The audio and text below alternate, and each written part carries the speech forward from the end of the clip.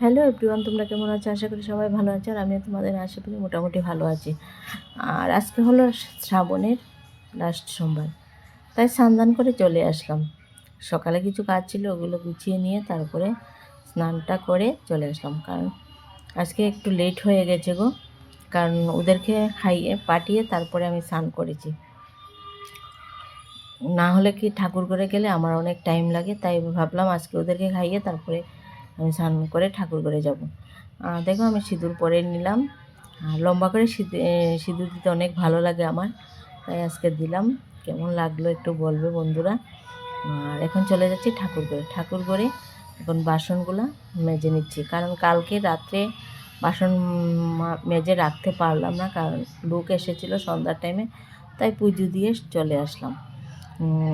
না হলে রাত্রেবেলায় আমি বাসন টাসন সব ধুয়ে রাখি। আর এখন চলে যাব ঘর মুছতে, ঠাকুরঘরটা মুছে তারপরে উপরে গিয়ে কাপড়গুলো মেলবো, কারণ আজকে অনেক রৌদ্র উঠেছে গো। আর রৌদ্র দেখলে না মনে হয় সব কাপড়গুলো বের করে দিই। কয়দিন ধরে তো আমাদের বৃষ্টি এত জ্বালাচ্ছে, বলে আপনি কাপড় চোপড় শুকায় না। তারপরে আজকে ভাবলাম এই শাড়িটা অনেক দিন হয়েছে পরেছি, একটু ধুয়ে দিই, রৌদ্র যখন উঠেছে। কাপড় মেলে তারপরে চলে আসলাম আবার ঠাকুর করে। এখন আগে ভাবলাম যে শিবকে স্নান করিয়ে তারপর অন্য কাজগুলো করব। এদিকে আমি আগেই ফুল টুল দিয়ে ঠাকুরকে সাজিয়ে রেখে তারপরে গেলাম উপরে ছাদে আর কি।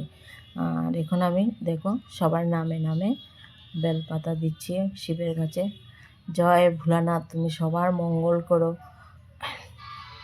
এইভাবে তোমাকে যাতে প্রতি শ্রাবণ মাসে এভাবে পুজো করতে পারি। সবাইকে আশীর্বাদ করো বাবা, সবাই যাতে ভালো থাকে সুস্থ থাকে। এখন দেখো আমার শিবের স্নান করা শেষ, এখন ঠাকুর পূজা দিয়ে দেব, ঘরের ঠাকুরকে পূজাটা দিয়ে দেব। ফলটাও দিয়ে দিলাম, বাবার থেকে একটু আশীর্বাদও নিলাম। এদিকে দেখো ফুলগুলো দিয়ে আমি সাজিয়ে দিলাম সুন্দর করে, কারণ আমার অনেক টাইম লাগে কেন জানো, ফুল দিয়ে সাজাতেই অনেক টাইম লেগে যায়। এখন আমি আরতি করে নিচ্ছি, আরতিটা করে তারপরে পুজোটা কমপ্লিট করে নিচে চলে যাব, কারণ নিচে অনেকগুলো, নিচে বলতে রান্নাঘরে আর কি। আর আমাদের ঠাকুরঘরটা 3 তলায়, তাই উঠতে নামতে গেলেই আর ভালো লাগে না।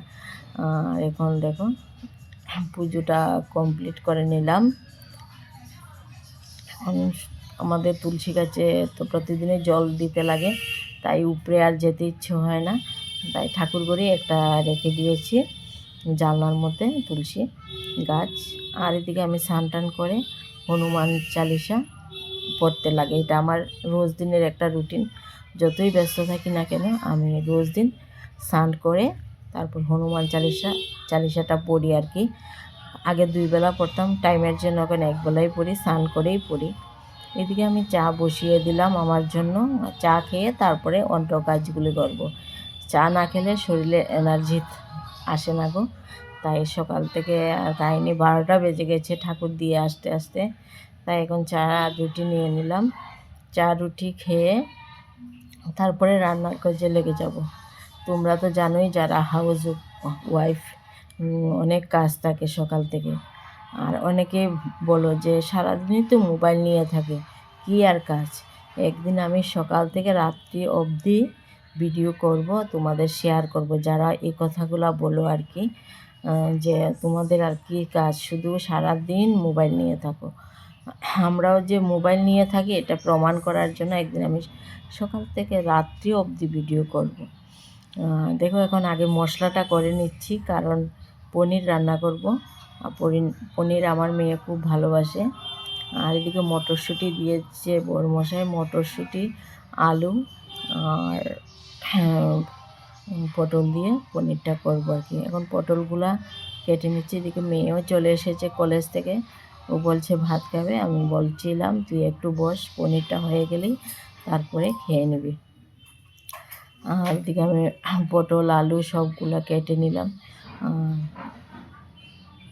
সবসময় তো কারেন্ট থাকে না, তাই আগে ভাবলাম যে মশলাটাই করে নিই, মশলাটা করে তারপরে এগুলা কাটতে বসলাম আর কি।